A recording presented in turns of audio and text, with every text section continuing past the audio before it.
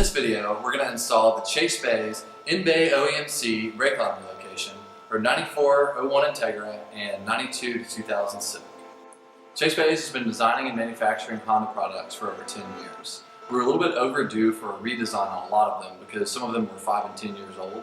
So we picked up this Integra sedan and we're going to be running through it front to back, redesigning the old products and the new, coming out with some new ones. And so we're really excited to share all of them with you. And our whole goal is to design products that simplify, they're easy to install, they increase function, they always look good. Whatever materials out there that are the best, we're going to use them. So the first thing I'm going to do before even cutting the lines is razor blade off this black plastic covering that's on the brake lines. In order to flare these lines, this has to go. We're going to cut it even right at where the firewall bends down, kind of a 45 to go underneath the car. We're going to cut it even with that so it looks like it came that way from the factory.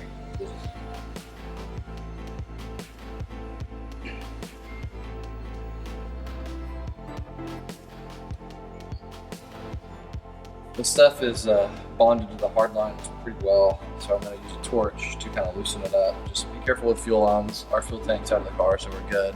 But make sure that you keep yourself safe. You don't need a fire.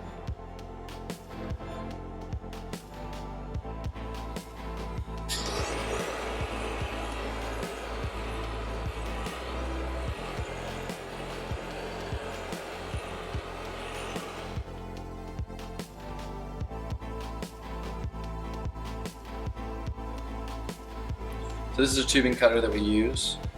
You can get it at Home Depot or Lowe's, but I would get it at the same place that you buy your flare tool from, as we talked about before. 94 to 01 Integras and 92, 95 Civics are going to look like this. It's a little awkward because we want our F fitting to be right here in this area, and these lines come up at an angle. So in order to flare them, we can't do it here because that's not enough room. So we're gonna have to cut them here and here, and then we'll kind of have to slowly hand bend it to where it's straight, like symmetrical. 96 to 2000 Civics are these two rear brake hard lines are gonna come up and be totally straight right here. So it's a lot easier on those. These are gonna take a little bit more work. Go ahead and cut these. Remember to cut them right on the edge where the straight ends is where you're cutting them. If you cut them too low, you're going to have to take out your subframe and then it sticks.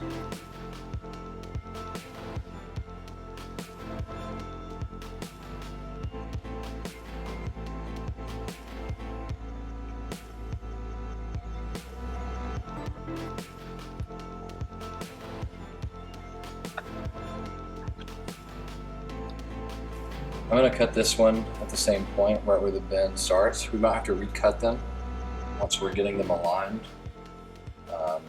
meaning when we bend them to be symmetrical with the F fitting. But we're just going to cut this off now so we can figure out where we're going to cut it again.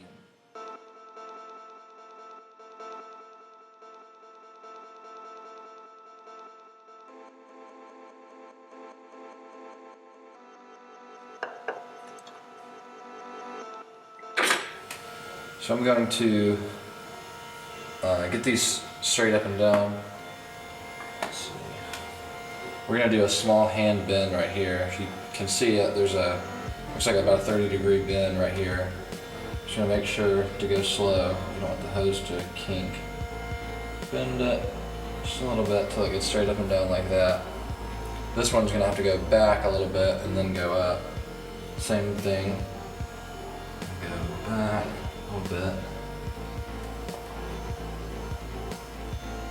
Just go slow on this one. You don't want to kink the line.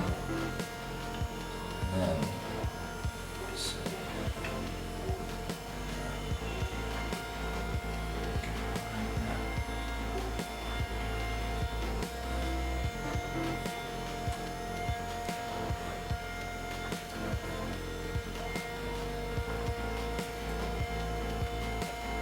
Good. looks like we're gonna have, this one might need to be cut about 1/4 inch, and then they'll be perfect. So they might sit weird like this, but once the fitting is on it, they'll kind of straighten themselves out. But you want to split them up create about 1 inch between them, and that's where you'll kind of measure how much you're going to cut off. This is a simple reamer tool. When you cut hard lines, it pushes the metal inwards, and we have to kind of slowly grind that away, and this is the tool to do it. This is available on the internet.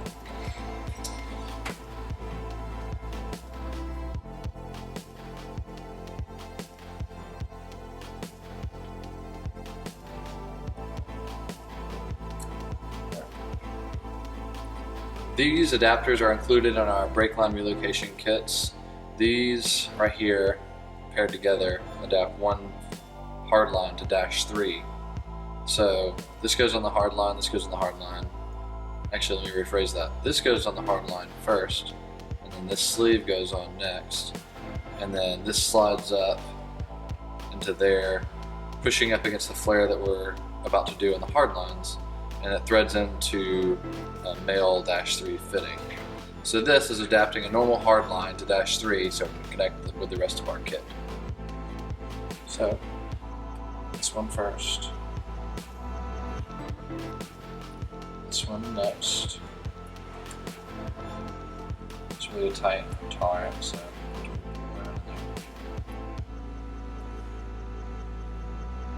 same thing.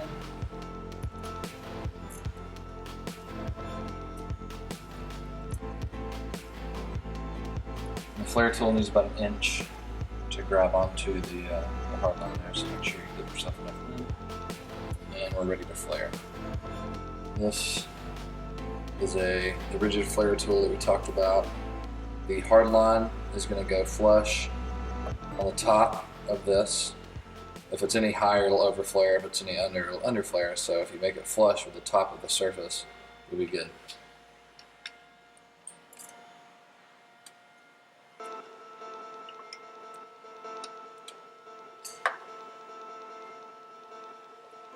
It's wise to do this before you paint your bay, so you don't scratch anything, because as you can see, I'm hitting up against the metal pretty nicely. Alright, so that's flush.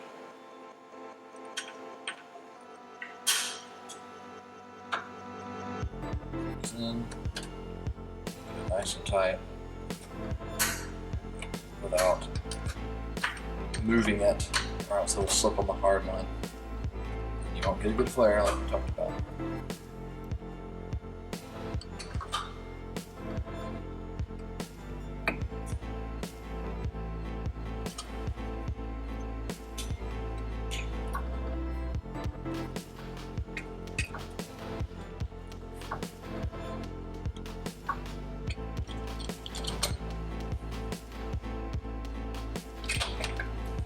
I usually back the flare tool off once it seats all the way, and then just go at it again to make sure that the flare is nice and clean and 100% flare.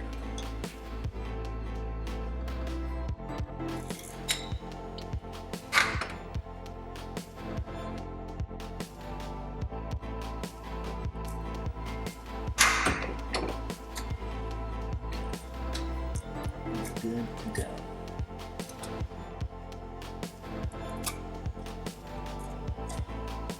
We sell these on our website. It's aluminum AN wrenches. They're well worth the small investment. A lot of the -3 lines use the -3 wrench, and a lot of them use -2.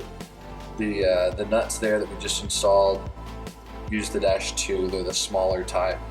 And then this one, for instance, would use a -3. Most of our lines use -3, but occasionally we'll use -2. I'm going to go ahead and install the F fitting. Don't use Teflon tape on AN fittings. It's very common for people to do this, but it is not. Any of the kits that we sell, we pretty much anything that needs Teflon sealant, we do it here just to make sure. Like our brake booster eliminator uses it, our bias valves. That's pretty much it.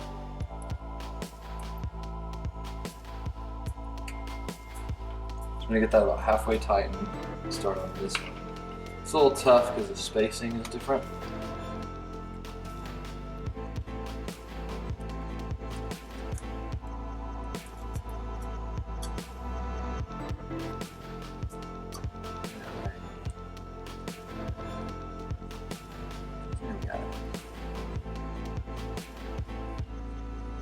We love this F fitting. It simplifies things. This is an easy, cool way to turn two lines into one. This makes line routing easier.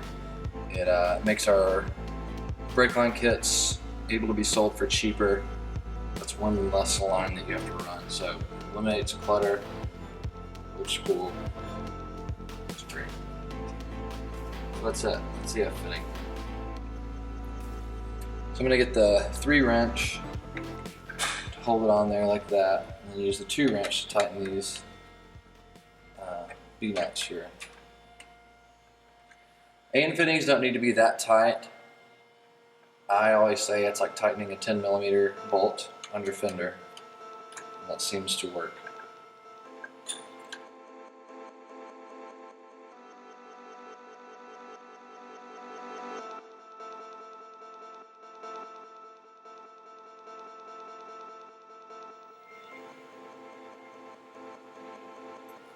So now we're going to tighten the master cylinder adapters. For this, we use the front output for the front right and front left. We use the rear output for the rear lines only. So that way it separates it, keeps it simple. On this one, we use a T-fitting directly on the banjo. That way it's one less line. You don't have to run one line to a T-fitting and out. You can just run it directly from here. So it simplifies the install, it simplifies the look. There's a few different master cylinders provided on a Honda. This one has a 12mm fitting in the back.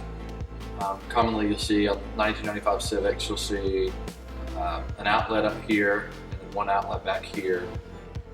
The 96 to 2000 Civics and 97 to 01 Type Rs, it's going to be fitting up here and a fitting right here. So you're going to see a bunch of different fittings, but and they're not all going to be explained in this install guide, but you'll always use the front output for front lines and the rear output for rear lines, and our line kit makes it super simple.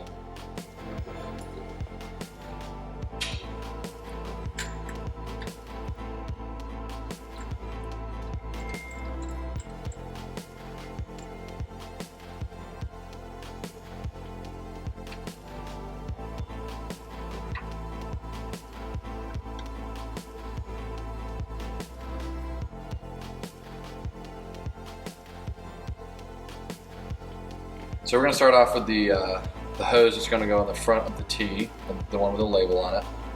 We're going to route it to the left of the fuel lines, behind the steering column, and behind these brake lines that we previously flared.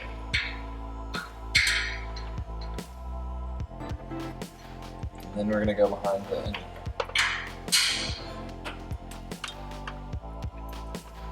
So it looks a lot better. It's free and clear of any exhaust or any moving parts. Looks great.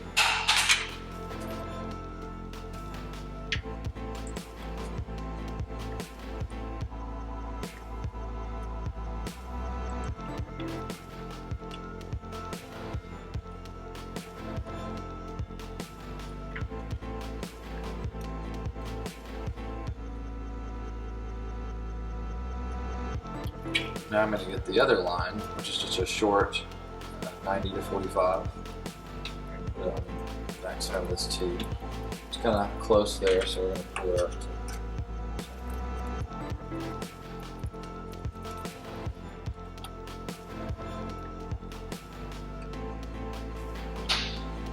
So this length will get pulled over here. This one goes into the fender well to connect to the caliper line. Not the caliper line. That's a separate purchase. So once we get it tightened, we want it to look about like that. And I don't know if you can see it, but you'll want to zip tie it or clamp it somewhere where it can't hit the steering rack. The best part is against one of the fuel lines underneath. This is included in the Brickline kit. It comes with bracket, bias valve. It's got an adjustment knob so you can adjust the front to rear bias. Earlier we were talking about Teflon sealant. This is one of the few fittings that get Teflon sealant because it's an MPT fitting. We pre-do all of this here in-house before we ship it out. So this is pre-tightened, this is pre-tightened. All of this comes as is, and makes it a lot easier for you, so you don't have to scratch any fittings, you don't risk anything there, you know it's done right. This is going to bolt to the top right master cylinder bolt, and sits to where you can see it. It's easy to adjust, but I'm still stealthy and tucked away. So as we're trying to install this, the bias valve bracket actually hits the master cylinder. So we're gonna just grind a tiny bit of that away so that it can sit flush on there. We can get the bolt tightened down. It won't cause any damage. Got that grinded down. That's good.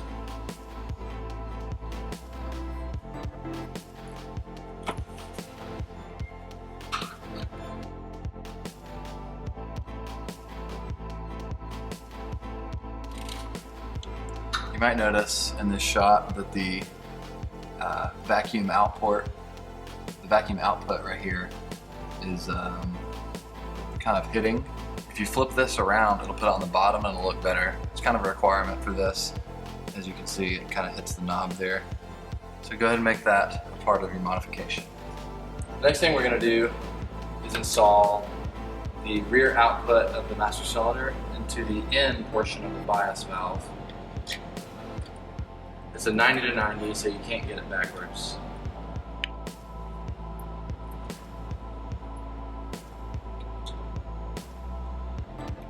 Remember, this is going on the end side.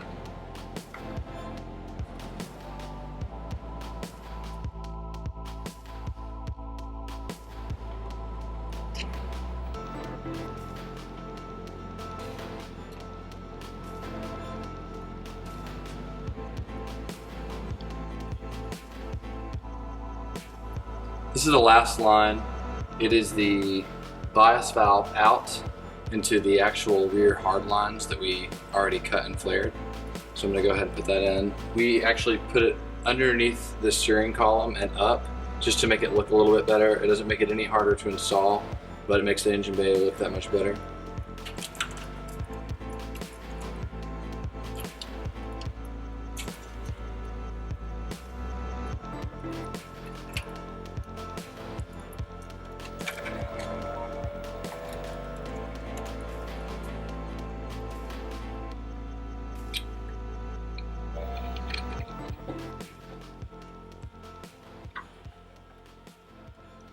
Make sure you pull all the slack up.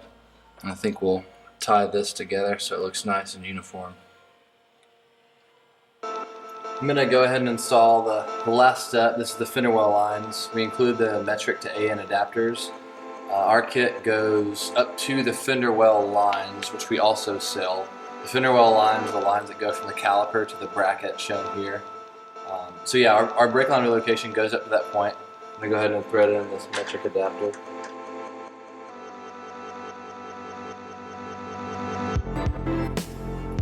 That's it. It's a perfect fit.